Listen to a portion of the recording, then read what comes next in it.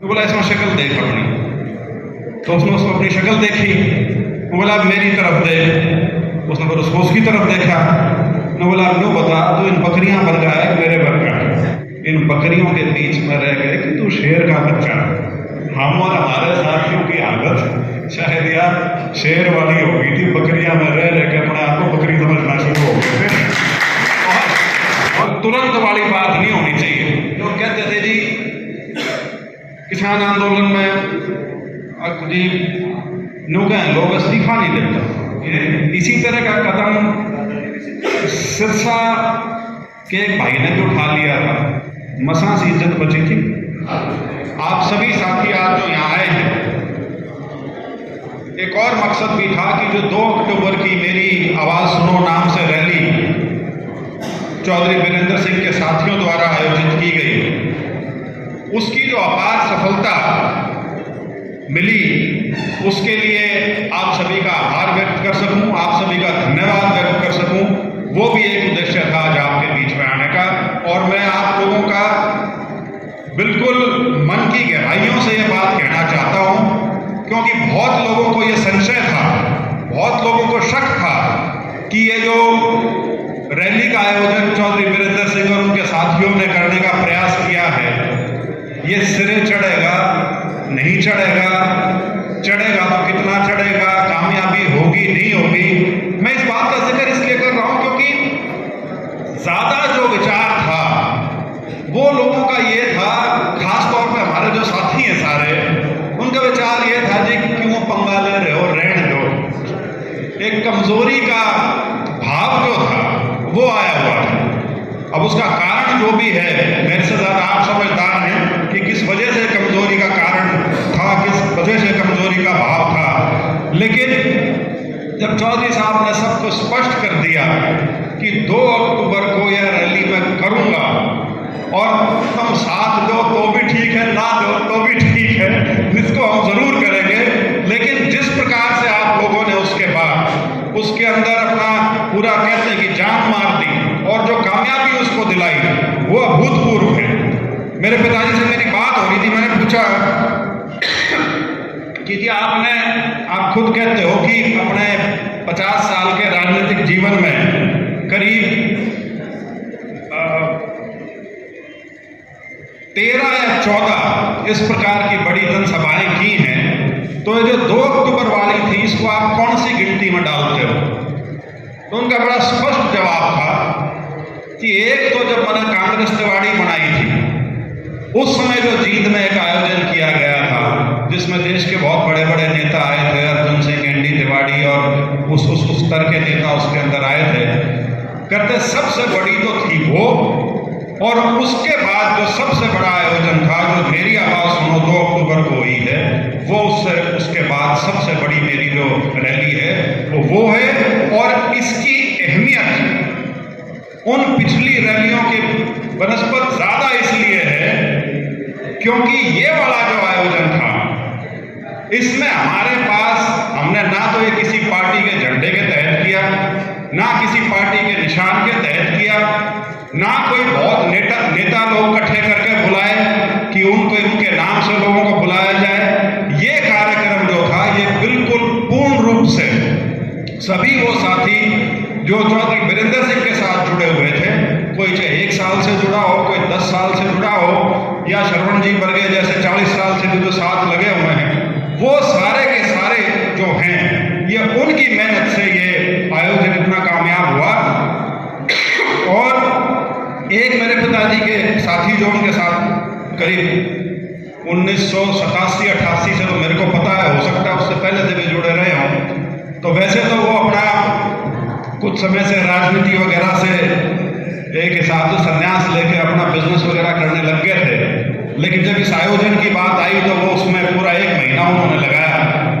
और उन्होंने एक बड़ी दिलचस्प बात कही, जो बोला जी मैं तो बहुत दिन बाद गामा में आ गया और मजा आ गया जब इतने पुराने लोग निकल के आए और जिस जोश के साथ आए, वो अपने आप में एक देखने वाली बात थी, अपने आप में एक देखने वाली चीज थी। और यही कारण रहा कि ये जो 2 अक्टूबर का जो आयोजन था उसकी सफलता इतनी रही आयोजन तो हो गया, बहुत कामयाब रहा, उसका निष्कर्ष क्या निकला? सवाल तो ये होता है कि निष्कर्ष क्या निकला, अब आगे क्या? मेरे को अभी राणा जी भी कह रहे थे कान में, अब जी जो करना है जल्दी कर लो। तो इस बात में मैं जरूर कहना चाहूंगा कि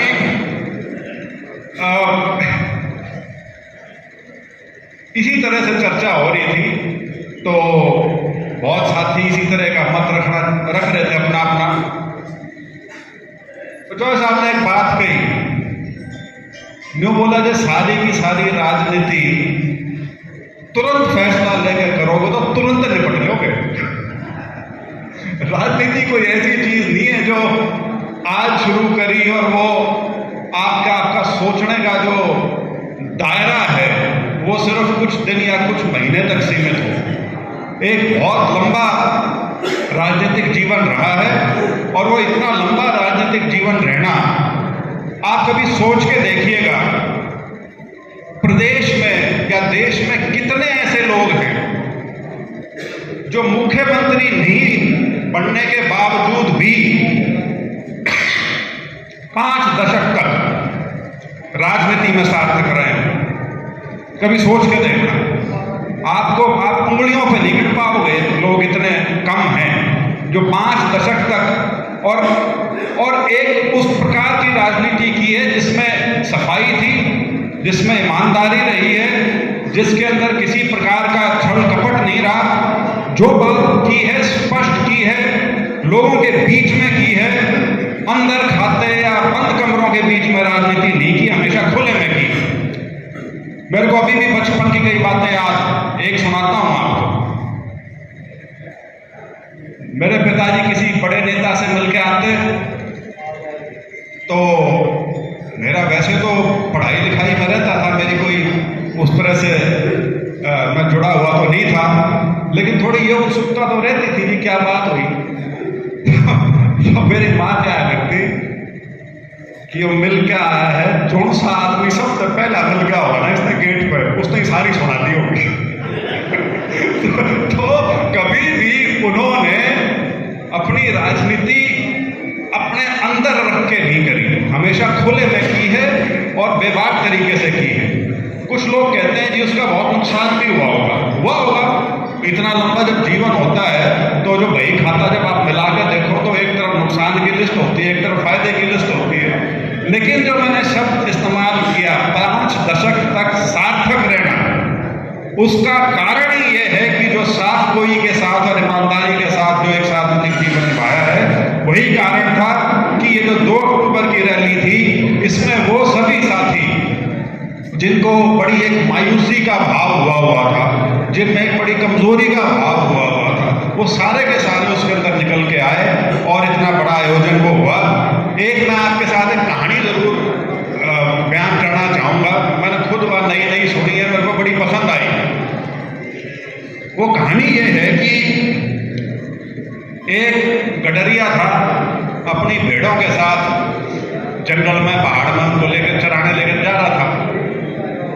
तो उसको कहीं से झाड़ी में से आवाज आई किसी जानवर के, किसी पशु के बच्चे के रोने की। तो उसने जाके देखा तो एक शेर का छोटा सा बच्चा वहां था, पता नहीं पीछे रह गया था या उसके माँ बाप छोड़ गए थे या जैसे भी था। तो उसने उसको उठा लिया और उसका पालन पोषण शुरू कर दिया। तो वो जो शेर का बच्चा था वो जिस प्रकार से बाकी भेड़ थी उसी तरह से उसका भी पालन पोषण शुरू हो गया। जो भेड़ खाती थी वो वही खाता था और धीरे धीरे बड़ा हुआ अच्छा लंबा तगड़ा शेर वो बन गया। लेकिन उसका भाव, उसका स्वभाव और उसकी आदतें जो थी वो भेड़ बकरियों जैसी थी। और यहाँ तक कि आपको पता है जो गडरिये हैं जिनके पास 100-150 पशु हो, भेड़ हो, वो 4-5 कुत्ते भी रखते हैं ताकि कोई इधर उधर निकल जाए तो उनको हाँक के फिर वो कुत्ते लाते हैं। तो जवान शेर उसकी भी हालत ये थी कि जब वो इधर उधर हो जाता था तो कुत्ते हाँक के लाया करते उसको भेड़ों की तरह।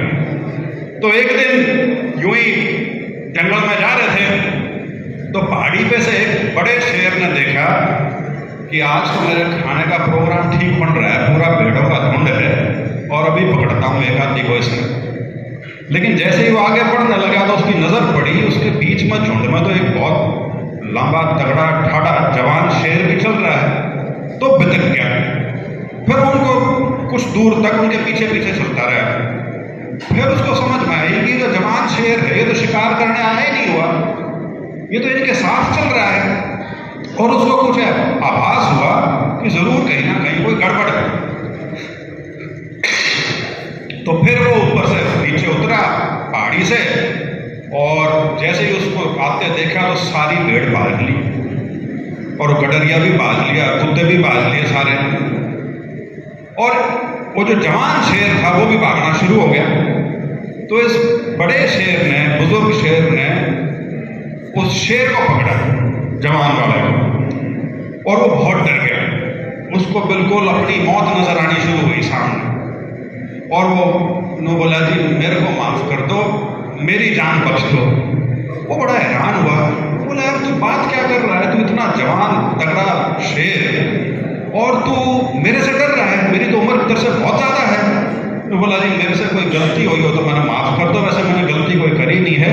तो शेर को लगा इसके साथ कुछ गड़बड़, उसको साइड में ले गए तालाब के पास। तो बोला इसमें शक्ल देख अपनी। तो उसने उसको अपनी शक्ल देखी, वो बोला मेरी तरफ देख। उसने फिर उसको उसकी तरफ देखा। ने बोला नो बता तो इन बकरियां बन रहा है मेरे बन रहा। बोला जी लागो तो आप बन गाँव पर मैंने बख्श दियो आप। उसके अंदर वो भय बैठा हुआ।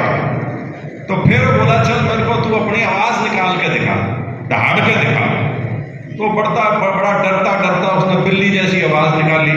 जो बोला यार नहीं, जो शेर वाली आवाज है वो निकाल के दिखा। तो फिर वो गरजा तो पूरे जंगल में पूरी आवाज दे, रुका पड़ा। और फिर यूं बोला तू अपने आप को भूल गया इन बकरियों के बीच में रह गए कि तू शेर का बच्चा। तो शायद पिछले कुछ समय में हम और हमारे साथियों की आदत शायद यार शेर वाली हो गई थी, बकरियां में रह रह के अपने आप को बकरी समझना शुरू हो गए थे। और इस वजह से ये लगता था कि जी रैली कामयाब होगी नहीं होगी। बहुत साथी ये सुझाव देते थे कि जी 5 स्टेटा के चुनाव का इंतजार कर लो, इसके बाद कर लेंगे। तो साहब ने एक बात कही, यदि आप में शक्ति है तो वो दिखानी पड़ेगी। पोली पोली राजनीति करने की सोचोगे तो ना पक्ष और ना विपक्ष कोई अहमियत नहीं देता कमजोर आदमी। अहमियत सिर्फ उसी की होती है जिसके साथ लोग हों, जिसके साथ लोगों की ताकत हो। और वो लोगों की ताकत आप लोगों ने 2 अक्टूबर को जो पूरे प्रदेश में जो संदेश गया है, उसके लिए मैं आज आपके बीच में आकर आपका आभार, आपका धन्यवाद करने आया हूं। और आपको नतमस्तक होके ये कहना चाहता हूं कि आपने एक लाज रख ली पूरे इलाके की। क्योंकि अदरवाइज तो हमारा ये जो 3-4 जिलों वाला इलाका है, हरियाणा की राजनीति घूमती तो यहां से, लेकिन करण बाहर वाले आते हैं। ये बड़ी अजीब सी विडंबना है। ये जो जींद कैथल हिसार और ये पूरा इलाका है, ये धुरी है हरियाणा की राजनीति की। लेकिन इस राजनीति में सारे बाहर वाले आके अपनी जोर आजमाइश करते हैं। लेकिन आप लोगों ने एक संदेश बिल्कुल दिया भरपूर तरीके से कि हम बिल्कुल सशक्त हैं, हमें अपनों पे और अपने पे विश्वास है। और आने वाला जो समय होगा उसमें आप निश्चिंत रहिए कि जो किसान का मेरा वर्ग है उसकी आवाज जो 2 अक्टूबर को आप लोगों के माध्यम से उठाई गई है, उसके परिणाम भी बहुत अच्छे आएंगे। और उस मामले में थोड़ा सब्र रखना जरूरी होता है। जो मैंने कहा वो तुरंत वाली बात नहीं होनी चाहिए।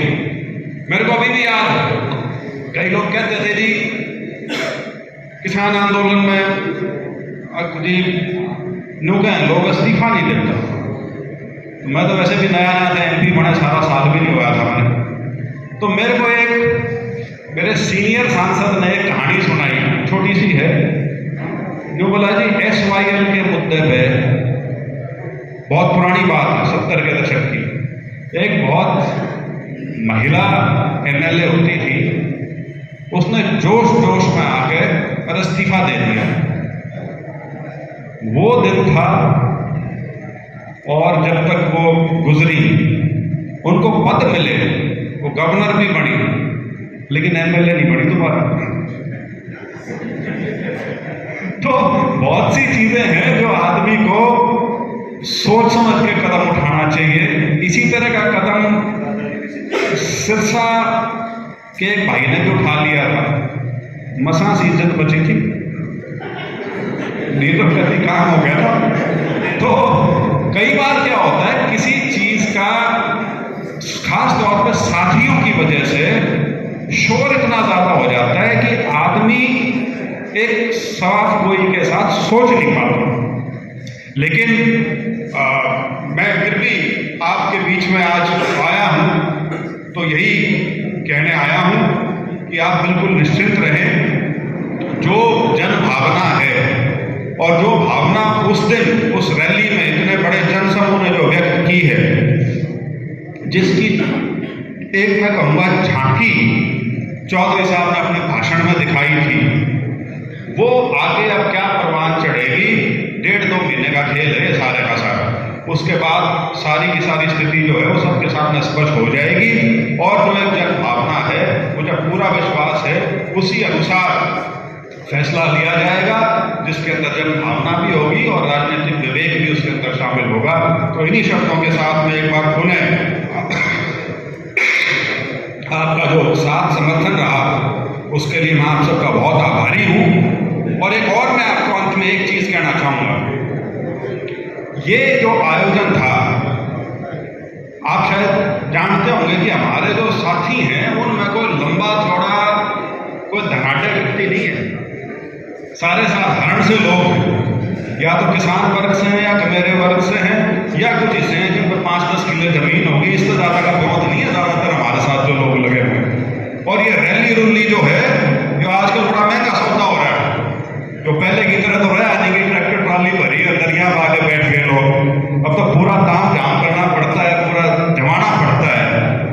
मैं आपके सामने गर्व के साथ आज ये कह सकता हूं कि जितना भी आयोजन हुआ वो सारा का सारा चंदे पे हुआ और वो चंदा आप जैसे ही साथी थे जिन्होंने इकट्ठा किया, जिन्होंने लगाया, कोई खुद लेके आया, किसी ने साधन मुहैया कराए और किसी का जिसका जितना सामर्थ्य था उस अनुसार हर व्यक्ति ने अपना योगदान दिया।